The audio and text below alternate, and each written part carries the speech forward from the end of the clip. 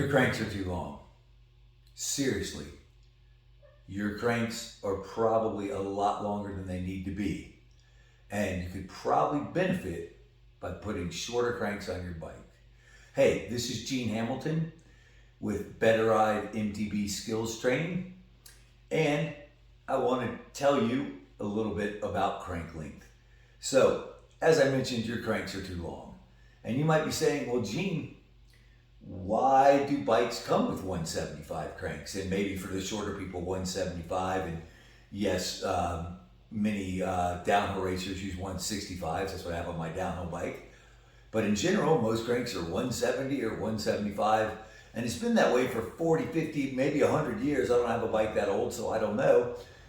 But why are they 175? And the only answer I've gotten from everyone in the industry is tradition. They've always been that way. But it's not like back in 1910 or 20 when they came up with the 175 millimeter crank length. They did a ton of research. You know, it's just a number they came up with, and it does work. I mean, it allows us to propel our bikes, so it seems to work. But there's no science behind it. So some of my friends, especially Chris and Lance Canfield, started running shorter cranks quite a while ago. I'd say 5, 8 years ago. And they've been telling me about their experiences. And since I trust them and they're very good riders, I decided I wanted to try some shorter cranks. So I got some 155 cranks from Canfield Bikes, and I put them to the test for the last 6 months.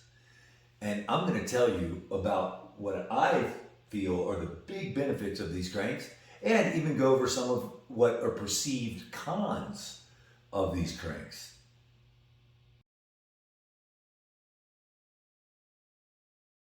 So let me go over the benefits of having these little bitty 155 cranks.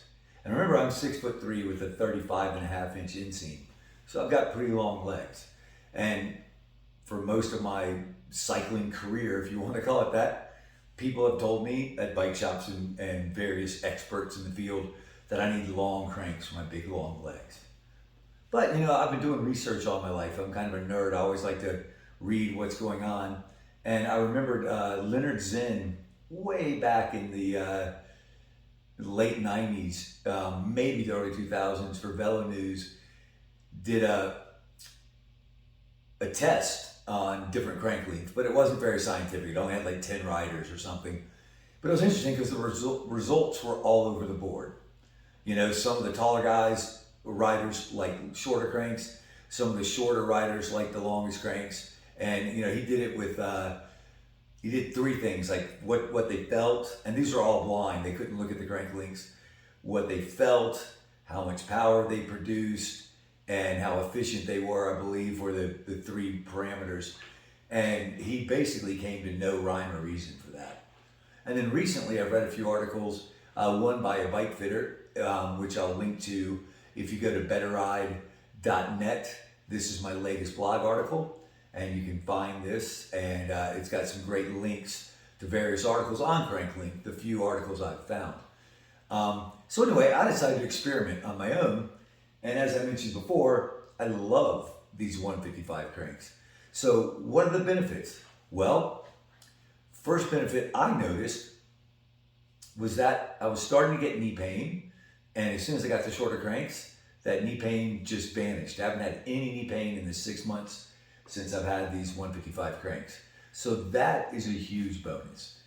The other thing I noticed was I do a lot of Strava to track my my fitness level and my descending ability, I guess you'd call it.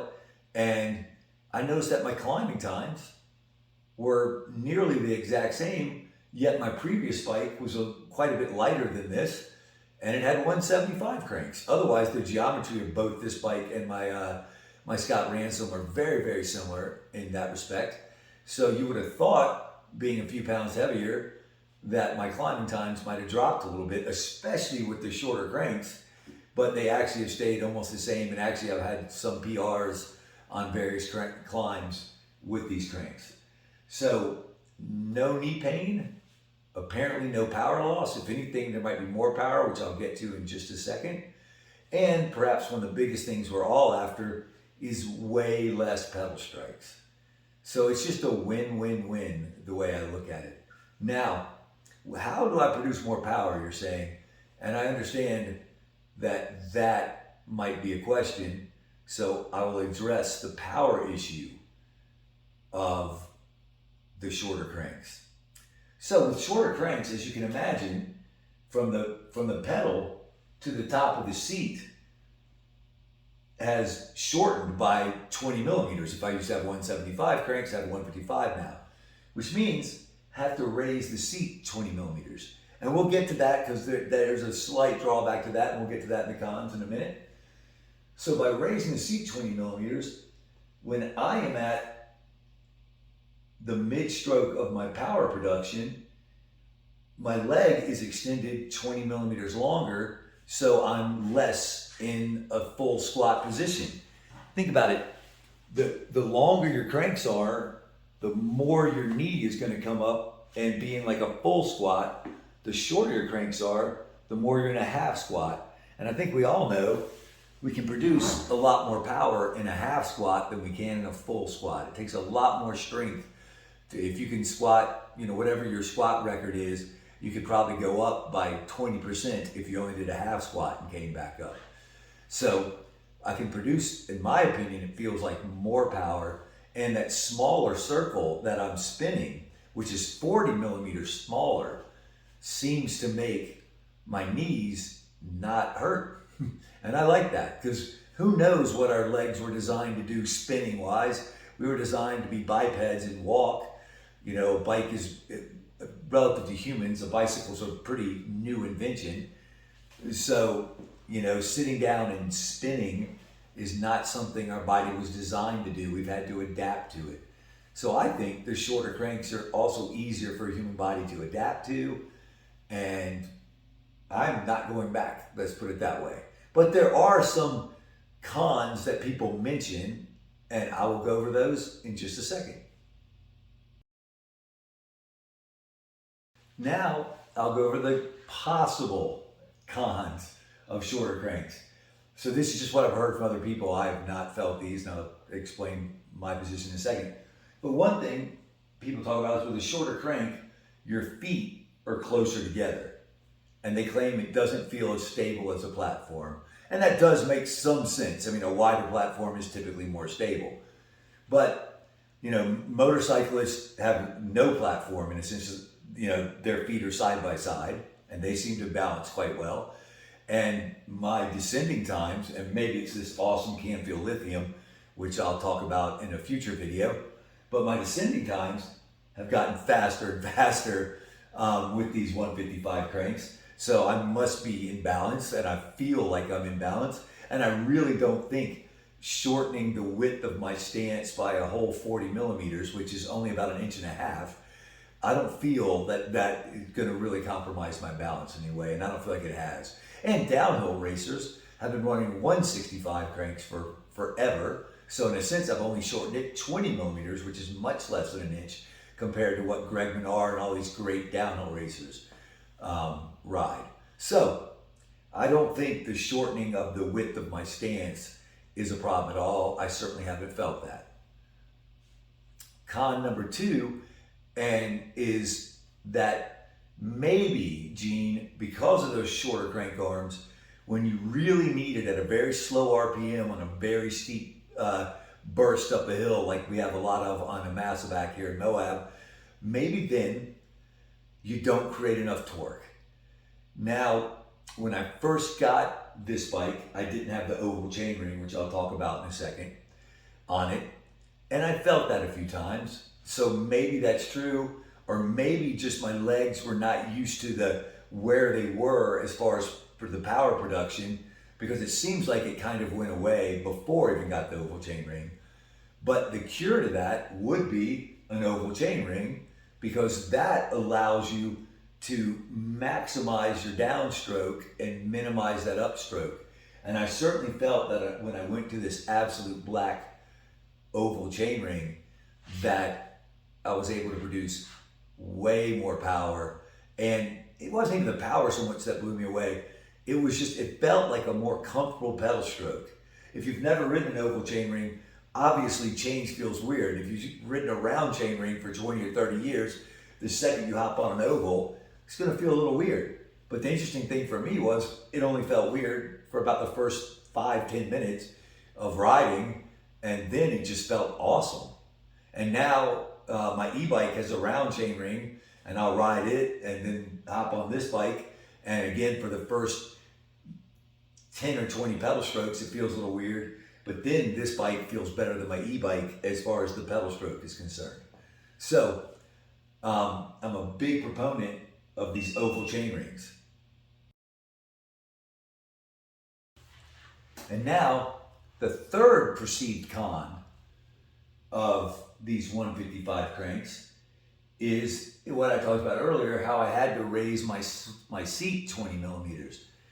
And again, that's only 7/8 of an inch or so, even if, maybe not even that much if you want to put it in imperial measurements. It's not, 20 millimeters is not a lot, but it's noticeable. I mean, when I first did it, I felt higher off the ground, but it's when I'm climbing, it's not when I'm descending, and I haven't found it to be a problem at all.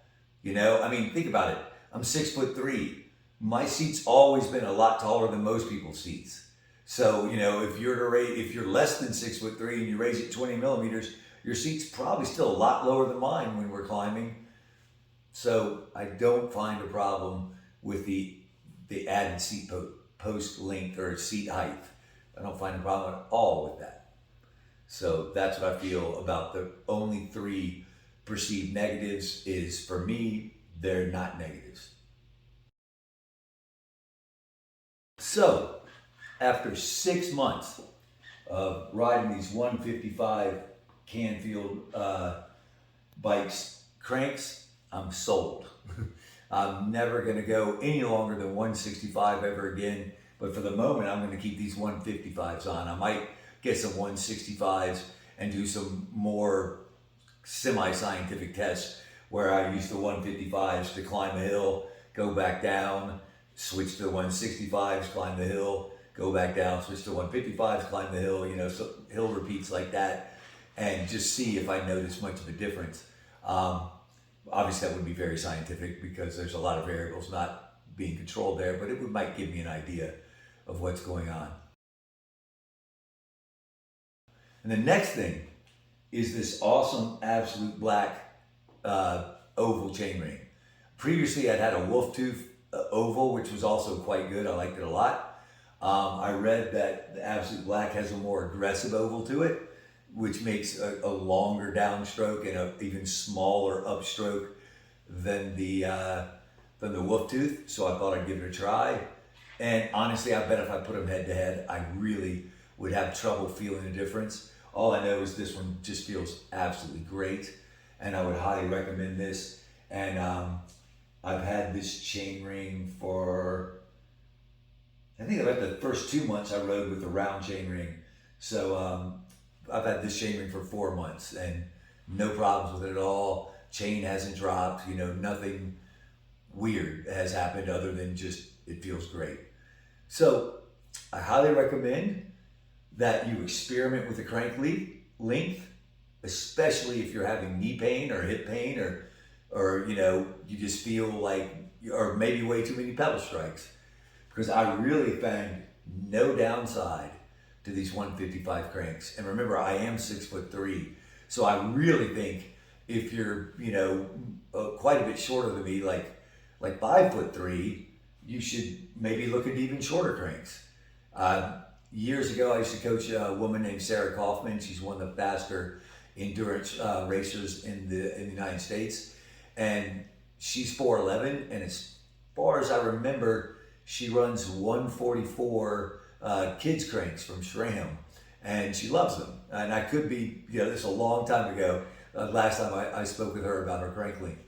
But experiment, figure out what works for you. Click that subscribe button, go to betterride.net, learn more about my coaching, and there's tons of free skills tutorials and videos and reviews, and more is coming. I appreciate your support. Go out and ride and create your best ride yet.